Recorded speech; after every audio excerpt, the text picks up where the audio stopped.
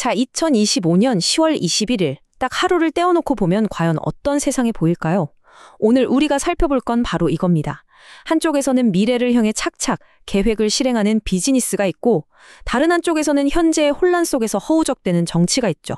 그리고 이 모든 걸 뒤에서 흔드는 아주 거대한 흐름이 하나 있습니다. 한번 깊숙이 들어가 보죠. 좋습니다. 이 하루를 제대로 이해하기 위해서 우리가 세 가지 다른 렌즈를 한번 껴볼게요. 첫째는 미래를 향해 정말 무섭게 질주하는 비즈니스의 세계. 둘째는 당면한 문제들의 발목이 꽉 잡혀버린 정치의 세계. 그리고 마지막으로 이 둘의 판을 완전히 새로 짜고 있는 어떤 거대한 이념. 이 세 가지가 만나서 과연 어떤 그림을 만들어낼까요? 자, 그럼 가장 먼저 가장 명확한 계획, 그러니까 로드맵을 가지고 있는 곳부터 시작해보죠. 바로 기업들의 세상입니다. 2025년을 맞이하는 그들의 플레이북에는 과연 뭐가 적혀 있을까요? 최근에 나온 한 CEO 보고서를 보니까요. 2025년에 기업들이 살아남고 또 성장하기 위해서 정말 모든 걸 걸고 있는 5가지 핵심 트렌드가 있더라고요. 바로 이겁니다. 이 5가지 중에서도 뭐니 해도 가장 핵심은 바로 AI, 인공지능의 전면적인 도입입니다. 이제 AI는 뭐랄까 그냥 요즘 뜨는 기술 이 정도가 아니에요. 아예 기업을 움직이는 심장, 핵심 엔진이 되어버린 거죠. 지금 여기 표를 좀 보세요. 삼성 SDS나 SK CNC 같은 IT 기업은 물론이고 우리가 매일 보는 넷플릭스 또 택배를 책임지는 CJ 올리브 네트워크스까지 분야를 가리지 않고 거대 기업들이 AI를 이용해서 일하는 방식을 그냥 뿌리부터 바꾸고 있는 거예요. 물류, 엔터테인먼트 정말 안 쓰이는 것이 없죠. 근데 재미있는 건 기술만 쫓는 게 아니라는 겁니다. 이 동전에는 다른 면이 있어요. 2025년에 진짜 똑똑한 기업들은 ESG, 그러니까 환경, 사회, 지배구조랑 직원들의 웰빙 같은 이 사람과 환경이라는 축을 절대 놓치지 않습니다. 왜냐하면 이게 바로 오랫동안 살아남는 회복력 있는 조직을 만드는 진짜 열쇠거든요. 자, 이렇게 기업들이 미래를 보면서 막 달려나가고 있을 때 정치의 세계는 어떨까요? 상황이 완전히 다릅니다. 거기는 지금 당장 눈앞에 떨어진 불을 끄기에도 정신이 없는 것 같아요. 이 숫자 좀 보세요. 42. 이게 뭐냐면요. 오늘 날짜로 우리나라 해외 공간 중에 수장이 없는 곳의 숫자입니다. 그것도 뉴욕처럼 정말 중요한 곳을 포함해서 무려 42곳이나 비어 있는 거죠. 이게 그냥 숫자일까요? 단순히 사람이 없다 이 문제가 아니라는 겁니다. 한 의원의 지적처럼 이건 외교 네트워크 전체를 마비시킬 수도 있는 굉장히 구조적인 위험이라는 거예요. 주요 국가들이랑 뭔가 중요한 얘기를 해야 할 때 채널 자체가 막혀버릴 수 있다는 거죠. 이건 정말 국가 안보 그리고 해외에 있는 우리 국민들의 안전과 직결되는 문제입니다. 근데 이런 골치 아픈 문제가 바깥에만 있는 게 아니에요. 자, 시선을 국내로 서울 한복판으로 돌려볼까요?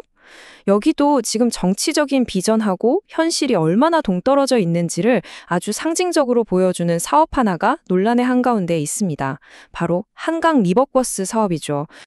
양쪽 주장이 정말 팽팽하게 맞서고 있습니다.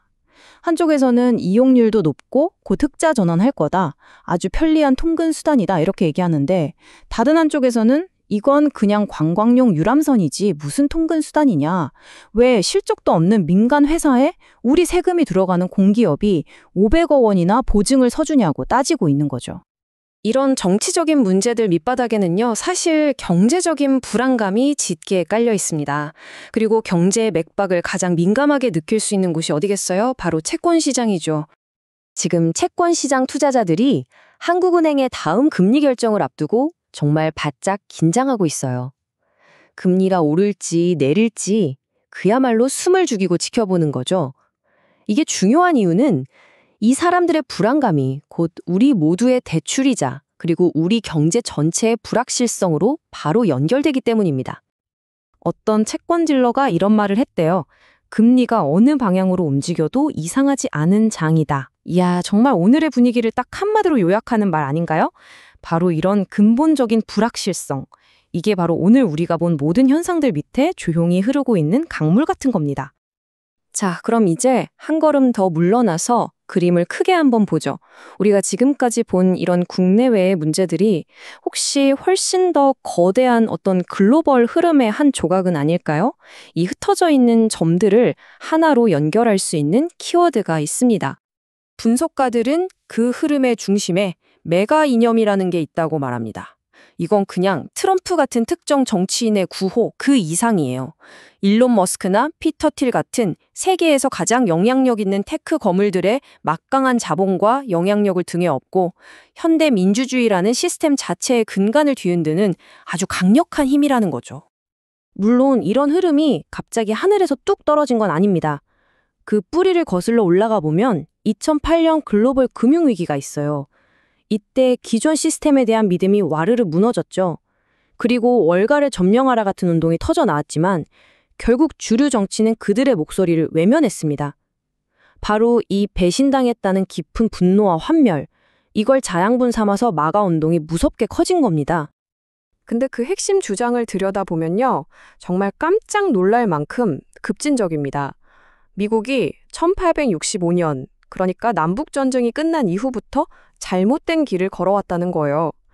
다인종 사회라는 개념 자체를 부정하고 심지어 여성의 투표권 같은 보편적 참정권에도 의문을 제기합니다. 말 그대로 지난 160년의 역사를 통째로 되돌리려는 시도인 거죠. 이렇게나 급진적인데도 놀랍게도 이 운동은 엄청난 지지를 받고 있습니다. 여기 여론조사를 보면 지지율이 44%나 되죠. 하지만 동시에 과반이 넘는 52%는 여전히 비호감입니다. 이건 미국 사회가 지금 얼마나 깊게 또 위험하게 쪼개져 있는지를 아주 명확하게 보여주는 데이터라고 할 수 있겠습니다. 자, 그럼 이 모든 이야기는 결국 우리에게 하나의 질문을 던집니다. 당신들은 서울이 민주주의의 수도로서 남기를 바라십니까? 이 거대한 글로벌 이념 전쟁, 이게 그냥 태평양 건너 남의 나라 얘기가 아니라는 거죠. 그 파도는 이미 우리 발밑, 바로 여기 서울의 거리까지 밀려오고 있습니다. 과연 우리는 민주주의의 수도에 살고 있다고 자신 있게 말할 수 있을까요? 오늘 우리가 함께 들여다본 이 하루의 스냅샷은 그 답이 결코 당연하지 않다는 걸 보여주는 것 같습니다.